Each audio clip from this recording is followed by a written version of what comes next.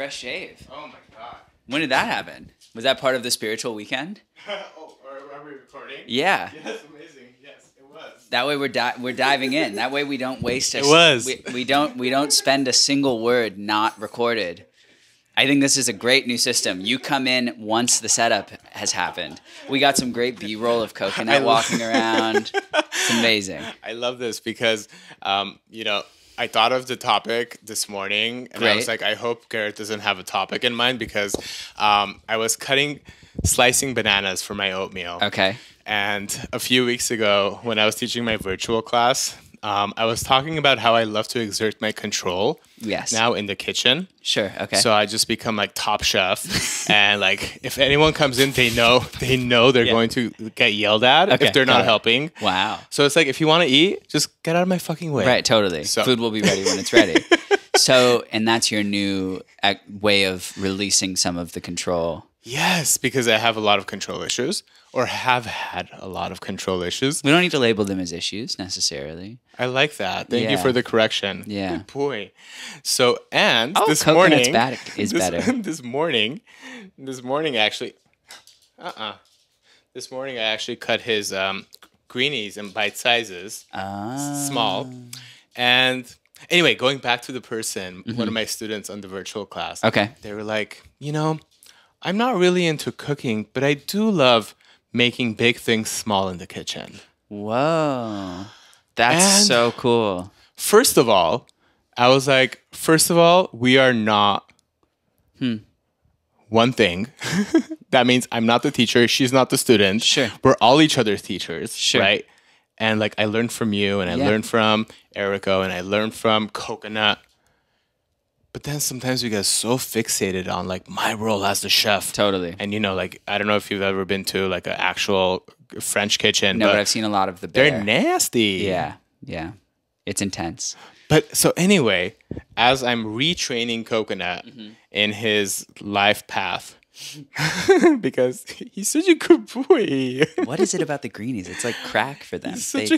They love greenies. Like, it's so bad because I know they're just made in a factory, and I try to give Maple real treats, but she just only wants the greenie. Like, anyway, yeah. So anyway, I hired a trainer, and I spent thousands of dollars on it, and I went to a group training class trying to train him, and like nothing worked. Yeah. Because I wasn't listening to him. Yeah. I was trying to be boss man. Yeah. And he was like, hey, listen to me. Oh, you're not going to listen to me? I'm just not going to follow any orders. Yeah. And all of a sudden, after his illness a few weeks ago, I was like, okay, I'm going to cancel classes. I'm going to stay home with you. You need love. You need care.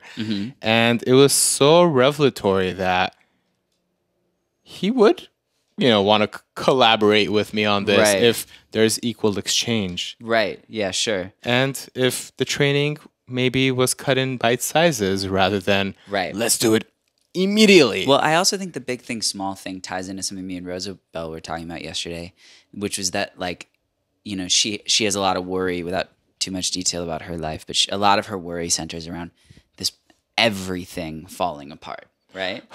So I asked her, what's everything? Catastrophic. So I said, what is everything? She was like, I just kind of everything. And I was like, something that helps me a lot when I'm having that kind of like in music land on a soundboard, which I don't really know how to use, but one of my favorite things to look at is there's this thing called a spectrometer, which is basically like I don't really understand what it is, but essentially it's like an XY axis, if you can imagine. And when there's a bunch of things going on in the song, it's like a ball of like moving noise on this thing. And then like if there's like a very like linear straightforward sound, so let's say like an electric guitar tone super distorted, it's just like a straight line up or down or whatever. But when you've got the whole song in there, it's like all these things moving around, right? And I feel like a lot of my worry and my stress is that spectrometer just chaos ball. And I feel like when I break it down into more like the difference between like macro and micro. Like in high school, it's like you had two economics classes, macro and micro, right? A lot of my worry, this everything idea is the macro, and I try to break it down to the micro. So I think making big things small is a great thing to remember, and it's a really cool way to exercise that in the kitchen because it's a way to have tangible control over making big things small. And I know it probably sounds funny to be that obsessed with that idea, but also I think it's like really cool. The preparation that comes along. Like I used to cook and just like follow 1, 2, 3, 4, 5. but I wouldn't prep everything before. And then I was like, oh my God, I like need to panicking actually, as I was constantly panicking. Yeah. And I learned this from another chef friend. She was like, just prepare everything. Put it Yeah. in a small plate. I know the washing's going to be hell afterwards. Totally. But you will see. Totally. Yeah. And I started getting teacher. really into like cooking during COVID, which was a new thing for me. And cooking meant like, I've always been really good at anything you can melt. So like grilled cheeses, tuna melts, even like breakfast food, stuff like that. So I got really into making this gluten-free vegan mac and cheese, and I like mastered it. And by the end of the like getting really good at it, what I started to do is just put all of the like spices that it wanted me to add in a thing in the beginning, so that I didn't have to like think about it during the process, because I was like, okay, half of this and 4/4 this and whatever. And it was such a nightmare that I loved how streamlined it was, because like, all right, now I add all the powder in, you know what I mean? Which I think is like, we're so simple. Like I've been drinking these athletic greens in the morning, and it's like 1 million micronutrients in just a packet, and you pour it in water and you drink it, and it's so efficient. And I feel like my brain needs these like simplified things. And so, yeah. Systems. So pre-cutting the food some is true. systems to make life easier. Totally. So I'm gonna try this system. I've You're never the greenie tried it. man in all green today too. So I'm going to actually. Am I? Yeah, I'm you're going to all actually green. Put him here greenie so man. he doesn't interrupt us more. Let's see if this system. Give works. like 2 or 3 greenies over. Oh boy. I like that so far. Let's see. He's probably going to jump and try to come and control the situation. But I'm just pretending as if he's just now my dog. Right. And we're just getting to know each other. His again. back is so much better. We're getting to know each other again. Yeah. Yeah. Go to your spot. How was your intensive weekend with Tias? Oh my God. So this was a teacher of yours in the past? So a teacher of mine that I did Or in my the present, I guess, more. present. Yeah. Always. Yeah. Sure. Thankfully, he's still with me. And I'm still with him. But he's one of the teachers I did a 300-hour yoga therapy and somatics with. Whoa. Well, I have another 300 with other multiple teachers. 300 hours? Well, they basically, back in the days, yoga wasn't like that. You found a teacher, you were a yogi, and then all of a sudden your teacher was like kind of like a master Reiki teacher would be like, now you are qualified. Totally. But since we turned the yoga industrial complex into $1 billion industry. The yoga industrial complex? Yes. Is that a thing people say? That's an amazing concept. Well, I'm saying it. That's great. Kind of like the military industrial complex, yoga became $1 billion industry. Totally. So now there's a bunch of yoga teachers out there who are not even practicing yoga or teaching it. Totally. But, studios are able to sell a program for $3,500 and be like, you're a yoga teacher. Right. So there's a lot of like actors and servers and bartenders and whatnot. Good for them, because there's been interest in learning more. Totally. And I value that. But I kind of did that myself. I did my first 200 hours at the studio that I'm still teaching at, and I had a beautiful experience. One of my first teachers, Ducky Punch. I hope you get to meet her soon. Ducky Punch? That is her name, Ducky Punch. Fire name. Is that a chosen name? That was her nickname, and then she just kind of like changed it officially. Fire. Everyone calls her Ducky Punch. So anyway, long story short, Tias felt like one of the teachers that I kind of landed into during my second 300 hours. New Mexico? He teaches in New Mexico. Yeah, cool. Yeah. That's where he's based.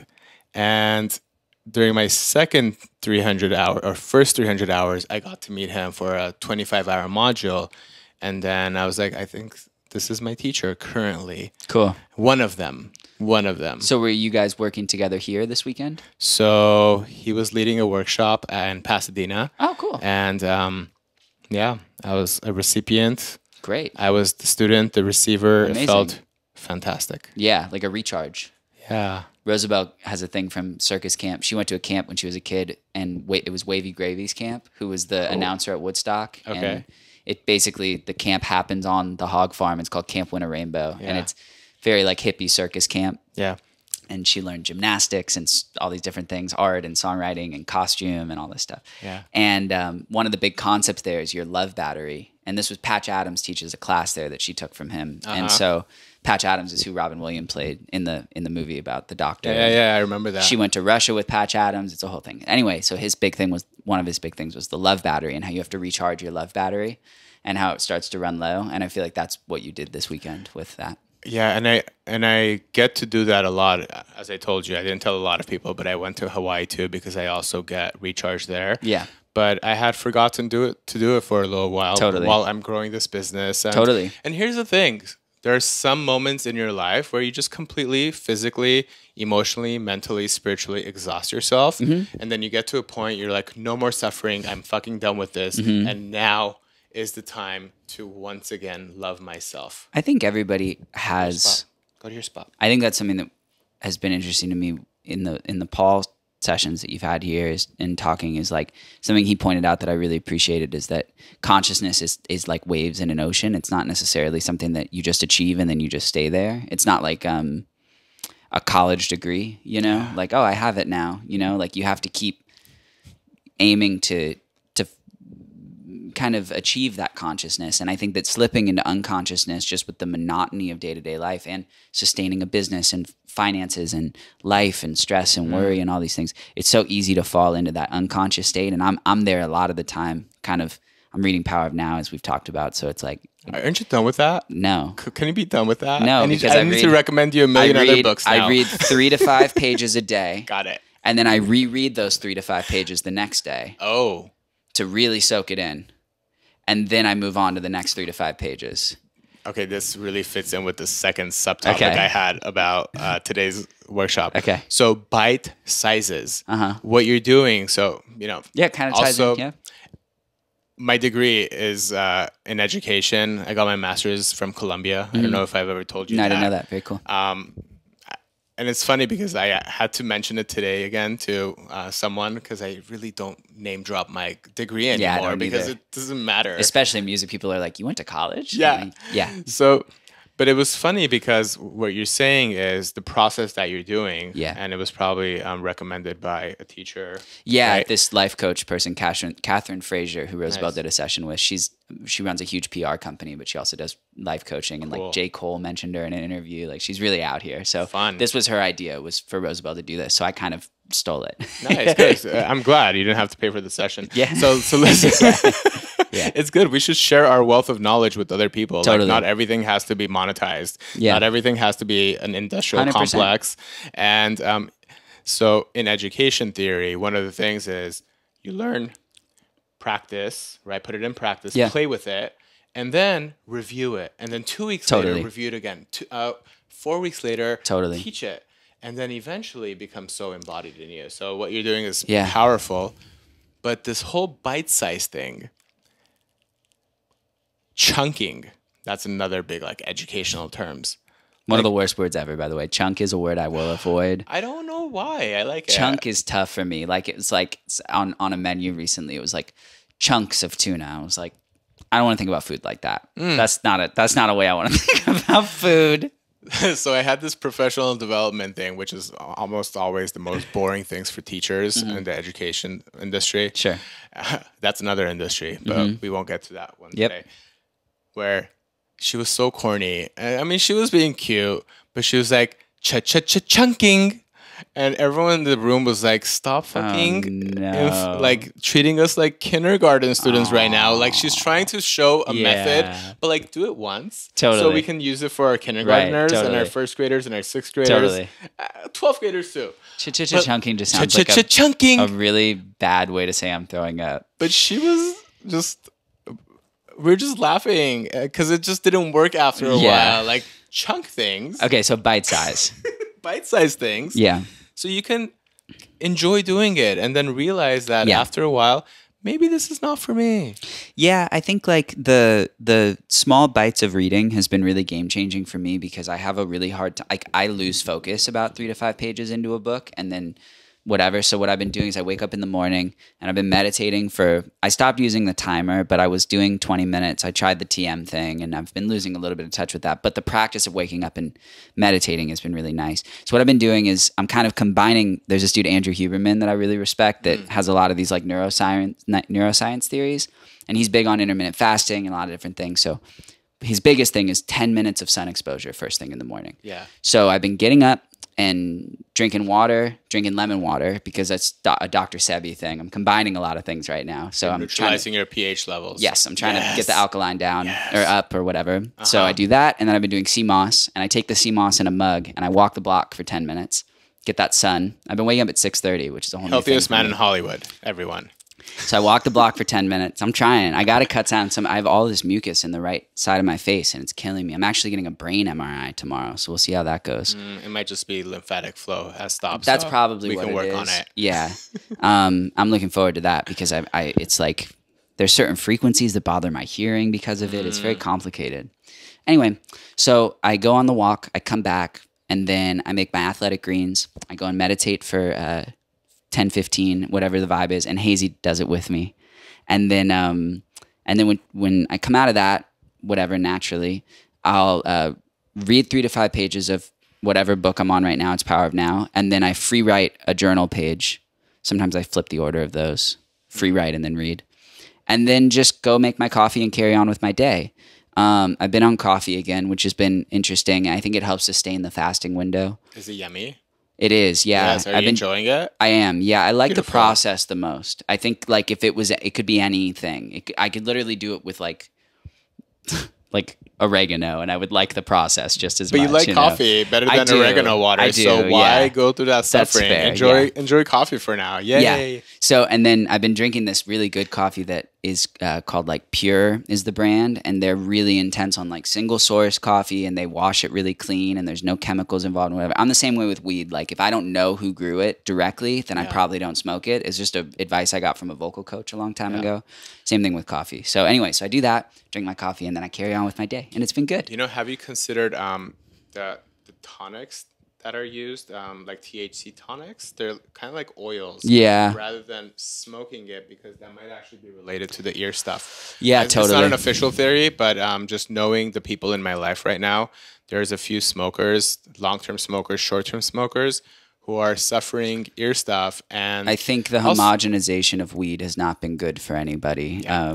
Also, there's just the world is too loud right now. Yeah. So there's a lot of somatic issues that are related around their ear. But I bet this is not an official theory, just mine. No, I know. It's just like years I've had all this on the right side. And it's scary because like this artist K-Flay that I think is amazing talent, it completely woke up a year ago and just had no hearing in her right ear. It was just gone. Yeah.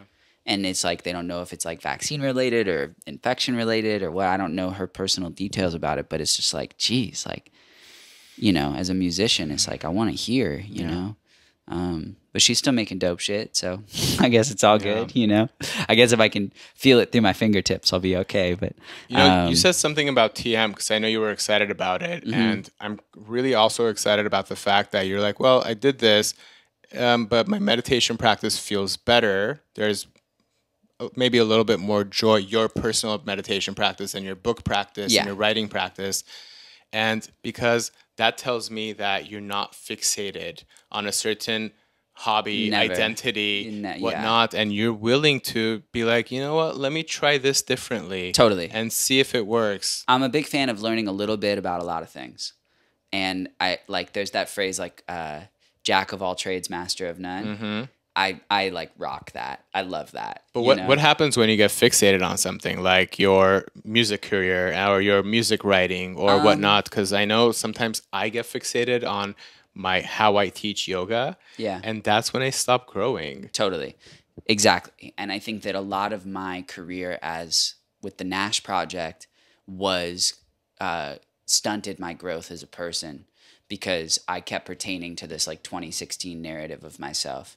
And I've actually, for the last like 2 weeks-ish now, made like a really conscious effort to remove myself from the narrative of Gnash, whatever that means. And it's been some of the better too. I mean, I still feel like a weird like weight of like responsibility or like duty that I'm not fulfilling in some capacity. But I just am still seeking what that void fill is. Like that's why I signed up for the clay thing Saturday. I was playing with clay that Rosa bought. And I loved it. I made like a flower and all this stuff. It was really fun.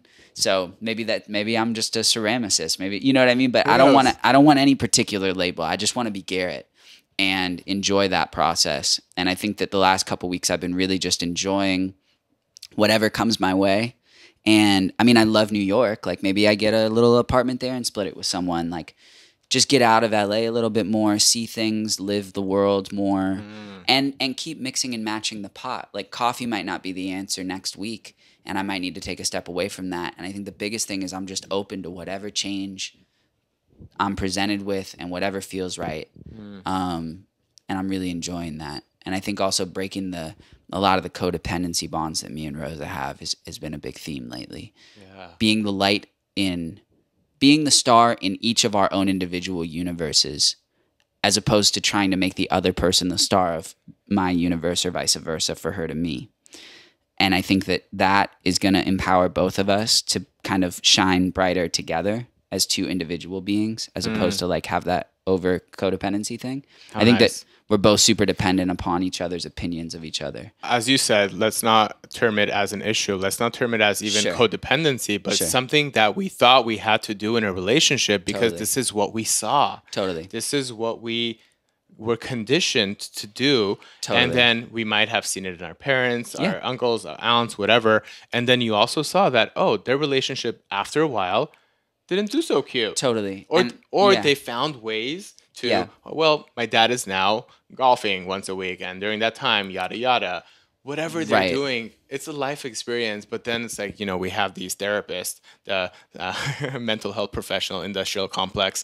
I'm a fan of CBT. Jack has been great for me. I'll say that the combination of the work that we do here, the work I do amongst myself, and the CBT has really been a golden triangle for me. It's just about finding the person that you dig. I trust therapists who are continually doing their own self-work. Yeah, and he is. Yeah, he's always like, I read this in this book or that or whatever. And it's a lot of back and forth in that way, which I appreciate. I worked with a therapist who had a strong meditation practice, Zach Oldenburg, and I really enjoyed going to him because I saw that his energy was actually matching my own energetic. Cool. And I'll be very honest. And then there came a time where I increased my practice in the somatics. So now I was more in my body. And let me tell you this, I'm kind of calling him out on this, but we started doing the online sessions and I would notice his attention would constantly go away to his dog, to whatnot. And then I just felt like he was no longer fully seeing me. That's okay. That happens. Yeah. So I kind of was like, I'm going to take a break. And then I needed a therapist again. So I went back and I said, we've actually moved apart. I no longer need his services, but he provided me with so much vocabulary, so much wealth of knowledge. Yeah. But I also think that something that is a theme in my life that I observe in a lot of people's lives is like I go out of my way almost.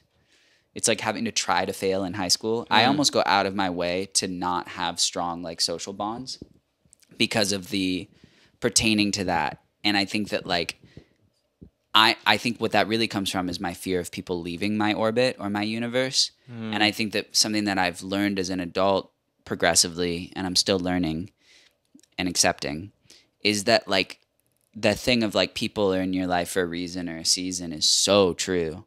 And I think that similarly in that interaction with that therapist, like your guys' time just came to a close and you learned the lessons you were meant to learn from that person and that thing. My trainer, Pablo, who I work out with a couple days a week, he's going through a separation with his wife. And it's been so like amazing to watch because their time together just came to a close. And so like it's obviously hard for him, but it just feels like every time we talk now, it's like these obvious doors are opening up for him. And I'm sure for her that they needed to separate to be able to see. I got that insight in Washington when Enrico and I went on a trip and we were supposed to go to Hawaii, but that didn't work out. So we're like, fine, we'll do the forest. And I was kind of pouty the whole time because I was like, I really needed Hawaii. But I know that feeling. So anyway, I still was like, well, I am here now. And let me make sure my partner and I, we get to have some good times. Yeah. So, but I also had a lot of time to sit down and think. And I drafted a workshop idea, which is titled Connection, Belonging, and Intimacy, which I actually got a chance to taught at Camp Kaftan, which is a queer arts festival. And as I'm teaching this, I was like, oh shit, this came from a channeled place, because I had to, first of all, the time to sit down, reflect, think, and see what I want to offer to this world now. Do I just want to offer yoga, right? Or do I want to bring people together, like the clay thing you signed up for, which brings connection. Yeah. There's a sense of belonging. There's intimacy with self, with earth, this clay, and everyone else sitting around the room. So, and I was like, oh shit, I've been doing this my whole life. Pure Joy was created for that, to bring connection, belonging, and intimacy to people, because what I'm seeing, what I'm observing around my circles are folks being disconnected due to technology, folks disconnecting from their partners because we're no longer cooking together and negotiating in the fucking kitchen. Get out of my way, I say. And I was like, babe, how about you chop the onions? And then all of a sudden I have the onions chopped, and I hate cutting things into small pieces. I get that. Well, but making big things small is also a good thing to think about. Connection, belonging, and intimacy are three very interesting things in the world we live in, because of I think a lot of that has to do with our constant connectivity to the phone and not to each other. And that's why I got I got a light phone, and I don't know if you've seen them, but they're like these little, almost like, they look like a hard drive, and they've got a Kindle screen on them, and they only do simple text, basic phone calls with the contacts that you put in it from your computer, and navigation, but destination-based navigation only. So it's like you put your home address or wherever you start, and then you just can put in an address, and it'll show you how to get there, but that's it. And it will play podcasts, and it's got a calculator. So it's like simple phone. And it's $10 more a month on Verizon. So I did it, and I'm going to set it up today. And what I'm going to do is Friday at 6, I'm going to turn that on. I'm going to put my iPhone away. And then Monday morning, I'll pick my iPhone back up. And I think that separation from what I'm calling the anxiety box will be really healthy. It was we went to Millie's on Sunday, and 5 times in 30 minutes, when conversation hit a lull, because me and Chaz and Rosa, our roommate Chaz, things would, I'd think to grab it, but I didn't have it on me. My popularity rating is going to go down on this podcast now as I say this, or maybe not, or maybe it's going to increase. Who cares? So you basically replaced technology with new technology. Totally. And I do want to finish this thought, which is what we do. We find different ways to replace our addictions, right? Whether that's something that's useful or not useful, doesn't matter.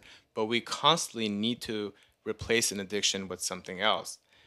And I go back to, rather than replacing addictions, how can we add elements into our lives, like community circles, meeting people outside for a walk rather than texting with them. Like today, I'll be very honest. So I met with one of my employers, One Down Dog, and they wanted to agree. They wanted me to agree to teaching more classes. And of course I want to do this, but I said, actually, I have so much to say that I cannot put it in writing essence. Can we meet for 40 minutes? Because I really have really great ideas. And first of all, we had chai. We got it not in to-go cups. Great. It was like environmentally friendly. Great. We sat down. We had such a beautiful conversation that added value to both of our lives. And we came out from that meeting was like, oh my God, we connected. There was intimacy with one of my colleagues, which I have never had the chance to do. That's nice. And this is why, like, even with Pure Joy, I was like, what do I do to bring people into parks, to bring people into a space where they feel like they can be safe, belong, share vulnerability, and have a fucking good time? Sure enough. And I think that hopefully the hope with the light phone for me is that it's not something I actually want to use very much. It's just to satiate the anxiety I have about those down times when someone like my mom, my dad, or Rosabelle or my sister really need to get in touch with me because something's really happened. I don't actually plan on using it very much. It's just more there to satiate this like fear I have. And I think similarly, the gap I'm feeling without the focus on the gnash thing is like an ego addiction. And so that's why I'm like, well, maybe I'm a famous ceramicist. Maybe I'm a big DJ. Maybe I'm this. Maybe I'm that. Maybe I'm a curtain maker. I make the best paper cup of all time, you know? I did have a vision of you doing more electronic music. I know, just we so I talked can about actually that. come down. We talked about that. But here's here's the thing. Yes, use that support like you used a therapist, let's say. Totally. And then there comes a time where you're like, oh my God, I actually don't need therapy. Yeah. Oh my God, I actually don't need to go as often to Armen anymore. And I welcome that, because that means that codependency, quote unquote, is not in my relationship. Sure. And if it is in my relationships, then I also respect the person being on their path. Sure. And sometimes I actually intentionally don't see my weekly clients so they can find a replacement and see, like, oh, actually, I went on a fucking hike and I really enjoyed it. Right. So maybe I'll just go to Armen every 3 weeks. Right. I think that like there's a fine line in human nature between routine and then like new experience and systems. Adventure. Yeah, totally. And transcending the systems. Totally. Yeah. Good boy. I don't know. I like coming here and doing what we do. And I love having you here. Mm-hmm. And I love that you signed up for the clay, because I actually haven't seen you at the clay and play. Never done clay. Well, I didn't even know I would have liked it until Rosabelle bought that box of clay and then couldn't touch it because she has a problem with clay with her hands. Yeah. But here's another thing, Garrett. Like, you know, some people have the accessibility to me to come and pay whatever my rate is. Sure. And then there's a lot of people who don't have accessibility sure. of paying even the community ones that now are on sliding scale. And then there's the virtual ones where I'm like, well, actually, 1 hour a week, I can volunteer my time. If sure. someone wants to pay $8, you know, we spend $8 on a coffee. To have access to this wealth of knowledge that I know that I want the whole world to know. I want the whole world to be fucking free and liberated in their bodies. Yeah. I wonder if there's a world where you have a electronic music career that's rooted around breath work, where essentially you do these festivals and then it's like it's the same mindset of people that go to dance music festivals that are interested in like yoga and breath work and things like that. I feel like there's a world where I feel like there's a world where you are doing breathwork exercises with the songs. I want that. Yeah. I want ecstasy through not taking ecstasy, because then my brain is healthier. Right. Well, and maybe. Not to say that ecstasy hasn't been a medicine for me in my life. Totally. It has been really good medicine. You know, every time I did fly to Ibiza while I was a teacher in, where was I a teacher? In Barcelona. Right. But it has brought me to this point of saying, oh my God, I can access it through singing. Yeah. I wonder if Ibiza is like, it would probably be too much for me. Yeah. Are they ready for my music career? Yeah, maybe. Yeah. Maybe they're ready for you. I think, I don't know. I've also been trying to say I think less and just say what I'm thinking, because there's no reason to, I think that that. It's like, do this in the song. You know what I mean? It's no reason to interject myself into it. But anyway, yeah, I think that the idea of big things in small bites has been something that I need to focus on a little bit more. I feel like very, very good, but also this big void in my life right now of purpose. And I'm really hoping that this show in January goes off without a hitch, because either that's a cherry on the sundae of the gnash stuff, or it's the beginning of a new era of the whole thing. But either way, I'm really excited to tap in with that medium of performance again, because I think that the dead ends feeling of uploading a song and then nobody reacting to it, or people liking it but no, doesn't feel like enough, or the TikTok getting 300 views or whatever. It's like, but then the other side of that coin that really blew me away last night. So I took 2 hard weeks away from posting on social media. And then last night I posted a clip of me performing live and was like, you know, maybe I should do this again soon, just to see if people were interested. And people were. But Instagram kept pushing me this statistic about how many hours people had watched this video, okay? This is an 11-second clip. As of right now, that video, that 11-second clip that I posted at 7 p.m. last night, has been viewed 10.2 hours. It's 11 seconds.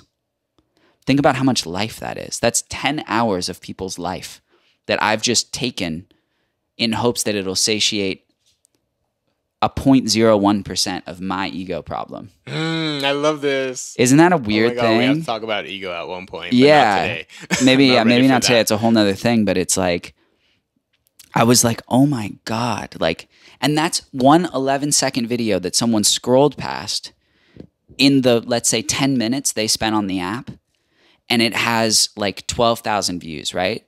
And that 12,000 views and 800 likes equals 10 hours of life, of people's lives that I've just taken to make me feel good for 15 seconds. And it actually took you out of your art and creativity for the last few months because you were so fixated on numbers. Certainly. Fuck Instagram, fuck TikTok. I'm sorry. I know. Are they going to? No, it doesn't matter. Are they going to push the algorithms in our No, disfavor I think this now? will actually probably be a good clip.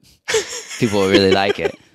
TikTok won't. They'll know, but Instagram will really like it. They like the controversy. Maybe you can censor me. Yeah, but I think that it's just like they're good evils, but it also really freaked me out that 11-second clip equaled 10 hours of people's life. Yeah. And most of those people are not wearing blue light glasses, which is hurting their eyes and hurting their brains. That's their problem. Fair. They'll find that out. Fair. Yeah. But anyway, I'm letting go of things, so maybe I have to let go of that too. I was in 2019 when I decided to teach middle school again and had a constant paycheck coming in that I stopped caring about the internet and Instagram. And I just posted whatever the hell I wanted, and it felt so good. And I didn't care who looked at it. And then opening up this business, I got fixated again. Totally. You know, hired a whole person to do this thing. And I was like, actually, the most people who walk into these doors are through word of mouth. Sure. No one has come in here because of Instagram. Like 0 people. That's true. I found pure joy on Google Maps. On Google. Thank you, Google. We Different. love you. Yeah, we like Google. I love YouTube too. And I was like, okay, we need to stop focusing on the internet. Yes, put it as, hey, tonight we have career joy. Well, Roosevelt said, treat it like a boomer, which I think is really good. Yes, treat it like me. I'm a boomer. Yeah. Well, you're not age-wise. My dad is. I'm a millennial boomer. But that's what she suggested is that I just basically, when I have a new song, I put the art up. And when I have a show coming up, I put the flyer up. It's so easy. Yeah, it's much easier. And it's stop much giving more free content to Instagram. Totally. Well, that's the other problem is that like fans on those apps don't think to buy merch or buy tickets to shows or come and support the art because, well, the core fans do, but passive viewers is what I mean. Don't think that because everything that they're getting from you is free. It's free. So why would they do that? Why would they invest in your career? Yeah. I decided to not do any tutorials on yoga. And I know you also mentioned it to me and I never really responded to that. Like, hey, maybe like small sizes of what you offer. But I made this and I fixated on that idea. So maybe I'll reconsider. Sorry. No. I fixated on the idea of not giving people my wealth of knowledge to Instagram. Sure. Because access it for free. It's so out of context. Sure. Okay, do this post, but out of context. Sure. This benefits XYZ. Not true. It actually benefits a lot of things. Sure. So I stopped doing tutorials and I stopped teaching online because I was like, well, okay. Yeah. I'm tired of working for free. I will say, labor and physical labor. I've never gotten a tip online and then like followed that artist or that person or whatever, that producer page. I've just said, cool, liked the video, bookmarked it, used the idea, and then that's it. You know what I mean? Like I haven't like gone further with the person. So yeah, that's fair. Yeah. I think that like I was talking to my therapist last night about being a DJ again next year more and going and doing that. And I was saying it's amazing how many opportunities you get when you'll do something for free. So yeah. And on that note, it's like, okay, so you could be terrible at it, but maybe it's not, free. Maybe not post every single day, but like once a month. Right. Do a freaking meditation for the people. Sure. You know, maybe people don't have the courage. They're shy. They're anxious to write to you and be like, hey, can we do a virtual class? Hey, can we actually meet in person? I've had my neighbor who told me, I'm a little anxious and I don't know if I feel comfortable coming to a space with other people. And I was like, oh shit. She's like, I do yoga on YouTube with this lady. Sure. And I was like, awesome. Yeah. But she's like, I want to check you out. I was like, whenever you're ready, I'm there. And now I'm offering virtual classes. Here you go. The virtual divide is fascinating. People that we've now shifted, a lot of people have shifted to this thing of just it's only virtual and their whole lives only take place online. Yeah. And that's no judgment. It's just fascinating to me. Yeah. It's like I guess it feels safer. In a lot of the early days of my artist project, it did feel safer just to be online and not be in real life. But it's always fascinating to me when you think you understand somebody from their internet persona and then you meet them and they're just not that person at all. And it can go either way. Either you really relate or you really don't. But it's always strange to me that that is a side of them. Maybe not strange, it's not the right way to say it, but interesting. Yeah. Coconut, do you have anything to add? No, just sniffing. But Well, I do believe, good. yeah, he's good. I do believe that people get to where they get to based on personal experiences. Time will tell. Hey, because people do know between pleasant and unpleasant. Right. After doing it for so long, you exhaust yourself from looking at the screen and you're like, I am fucking done. Yeah, it's like I baking just my want brain. to do something differently. So hopefully people start seeking support. Hopefully people come together with their friends again. Hopefully people go to the park again. Hopefully cities start building parks again. Los Feliz has no dog park. It's crazy. You know, yeah, there's Griffith Park, but like I have to drive all the way to Silver Lake.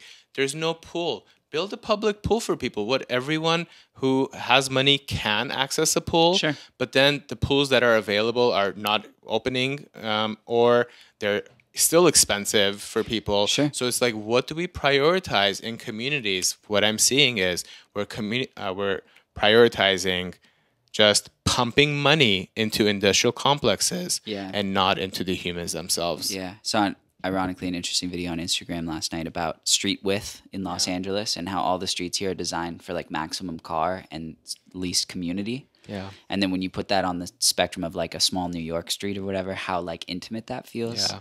I think other cities are just better planned. LA was so about cars, and that's really our main focus. I think Santa Monica does a good job of balancing the parks, and New York does. But it's I think more parks and less tech would be great. And I think there'll probably be technology support groups in the future, like there is for gambling. You know. And if people had more time to actually not work and sit down and reflect and think, they would be like, oh my God, let me actually walk to my local council member and be like, hey, can you fix that fucking sidewalk that 3 people have tripped on in front of Maru? Right. Or can you put a park in, because we're so sick and tired of having to drive everywhere. There's so much red tape though to get anything like that done. I mean, people drive. I live like on a very busy street. Because we're so tired. Yeah. We don't want to do anything because we're so tired. This society, this American society has exhausted us, and it's going to take a moment where people are like, we're fucking done. I had an interesting conversation with someone who I was like, oh, this person knows a lot of stuff. They're a smart person. So I asked them some smart people questions. And one of them was that I said, I have what Roosevelt calls Garrett science theories. And one of my Garrett science theories is that our brain is too big for what we need it for. And there's this great movie, Defending Your Life. I think I told you about it. And there's this whole thing. Basically, you die and you go to like a center, purgatory, and then they determine there via a reel of your life on film from your perspective, whether you go to the good place or the bad place.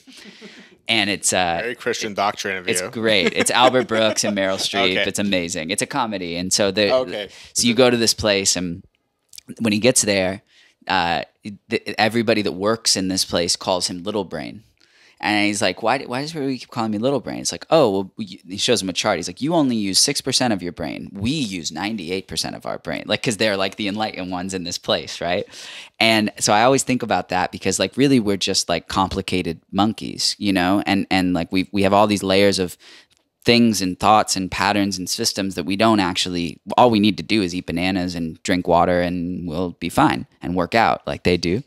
And I feel like, so I brought this up to this guy, and he was like, you know what, I actually think that if you think that way, then you're taking away all of the Basquiat's and the great writers and the Hemingways and all these things, because that's where those great ideas come from, is in this deeper layer complexity that we have in our brain. And he said, actually, he thought the problem was that there's this Protestant kind of Christian indoctrination that we have from the early days of America, where your worth is not what you bring to the community, but what you bring financially. And that's why the question is, what do you do, is not to your employer. Right. It's not what do you do, meaning like, oh, I go to the park on Saturdays. It's like, what do you do is my job Monday to Friday, right? And so it's not what do you like to do, it's what do you do is the question. And I think if we asked more, what do you like to do, as opposed to what do you do, it would throw people at parties a lot more, you know? I think I think this may be the conclusive remarks on this. I don't know. I don't want to end it if we flow more, but what you just said is part of yogic principle on one-pointed concentration, and also knowing that the mind space is infinite and endless. The brain space, sure, it has a capacity. Right. However, the mind space can be expanded to such levels. So when you and when I focus on our work, Right. one pointed concentration, and go to make our smoothies and Sure. make the coffee, like do the things, but you stop fretting over the numbers and you start actually putting your full focus into the art, into whatever the hell you like to do. Play backgammon, I don't know. Yeah. Whatever you like to do, then first of all, there's joy. Sure. There's contentment. And then eventually it becomes what you do and what you are and who you are. And not only in like the work you do, but then you have this expanded mind to also say, hey, this world is not just about me. Right. This world is also about Garrett. It's about my neighbors. Right. It's about like everyone out there. And I think the delineation between brain and mind is something that is talked about in a lot of spiritual texts and conversations and mindfulness books and things like that, but it's not something that I'm as presently aware of as I am right now since you've just brought it up. I think that there is a difference between brain and mind. And Absolutely. Mind is where consciousness and unconsciousness exist. Brain is where our like day-to-day function of like making the smoothie or the coffee come from. And I think that interconnectivity that we talk about, like I'm a big fan of mushrooms, like just in general, I love all mushrooms. And there's this great documentary on Netflix about mushrooms. And this is the last thing I want to say today is like, there's this idea that mushrooms, it's true, have the same neural network that we do inside of our bodies, and that mushrooms are actually the great connector in the forest and underneath the ground. Everything we do, there's mushrooms underneath us, and the trees talk with mushrooms. That's their neural network. And I think that that same neural network that mushrooms have, we actually have, because I'm a big believer that yes, we're all on one planet, but we're also all one plant. And I think that just because we're not rooted into the ground by our feet doesn't mean that we're not rooted through energy and through conversation and through the plants and through what we eat and what we consume and what we talk about and all these different things. And I think that that interconnectedness comes from the mind place and not the brain place. So although our brain does have limitations, the mind is boundless, and that's where the consciousness, unconsciousness can exist. And we communicate to each other, Yeah. and we co-regulate, our nervous systems co-regulate with Totally. each. So like mushrooms, actually, in our relationships, going back to how we began, imagine what a little bit of truth-telling, Right. what a little bit of improved communication, Right. and more love would do, not only for relationships, but for society at large. Well, yeah, that's the coolest thing, is that love is the like, it's like the spark in all of that. It's like what makes the neuron roll, you know? And it's love in a big way, not love in the way of like, in the like, oh, like I love this like toy. It's like, it's just the general feeling, that warm ball of orange, yellow light, you know? Yeah. If folks didn't focus on the military industrial complex and violence and war and rage, and there was communication, dialogue, 70 years ago, we wouldn't be in this shit show in the first place. Yeah, but I think that things go how they go. And even the things that seem the worst, in our opinion, are just kind of what the universe has served us. And I think it's all, I think although it's sometimes hard to understand at the time, it's all a big lesson. But we are the universe, and it is actually karmic points that we put in. So what have we put in as individuals? How have we invested into our relationships, into ourselves, into our livelihood, what we do in our lives, how we treat others? So karma becomes this bigger universal concept of, it's not just what I do and I get karmic returns on that. It's what collectively we've done. Karmically, yes, we are in a place right now of universe never makes mistakes. Yeah, totally. Universe is like, okay, natural disasters because look at what you did. Right, totally. But I also think like I try not to be holier than the Pope on that, because like I still like need a car to get around. I guess I don't technically need one, but I'd like to have a car. And I have an electric car, but those suck to make too, and we got to get the power from somewhere. There's you know what I mean? So if I start to so I think that the better, maybe not necessarily better, but another way to look at that is from the perspective you brought to the table, which is like, yeah, like there are things that we have adjusted making necessaries in our life, because that's how society operates now: phones and cars and houses and power and water and running the shower too long and all these things. But actually, like, your karma up and down is more rooted in the love you bring to the table and the light you spread, and then the and I'm guilty and good about this at the same time. Sometimes I'm not as pure, and sometimes I'm super pure about this. And it's like, I think that finding a way to spread that light and love is actually what bounces the karma back up a little bit, as opposed to the tangible things that my brain goes to right away. Well, I have the car. Well, I have the phone. Well, I have this.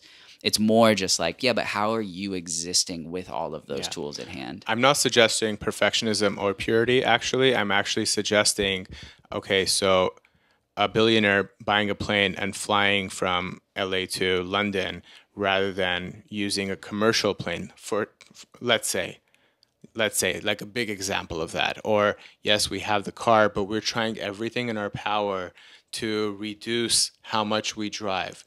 Everything in our power, how much more we get to walk and use the bicycles and public transportation. But it comes back down to, it can't take one person to do it. Like my vegan boyfriend can't be the only one saving the environment, but he feels like it's on his shoulders to save this environment, and he loves cheese and he's not eating cheese. But I think that sorry, today I'm a little that's fine. There's a lot of things I have to process today. Maybe it's a two-parter. It's a two-parter. But what that made me think of is that, like, someone very moderate brought to my attention once that, and this may be my unpopular opinion of the day. You're getting canceled now. But so you brought up like a billionaire in a plane, right? To me, it's like, yo, you got the money, take the plane. It's to me about what you do before you take off, while you're on the plane, and once you get there, and how you spread that light and love, right? So my unpopular opinion of the day is about Jeff Bezos. I actually think that Amazon has been of great, this is unpopular, of great service to the world. Yes, I ordered salt this morning on Amazon because and when did it get to your house? Well, it'll get to me tomorrow. Okay. I'm a hypocrite but think that about way that. too. 5 years ago, 2-day delivery was non-homogenized. It would take weeks to get something.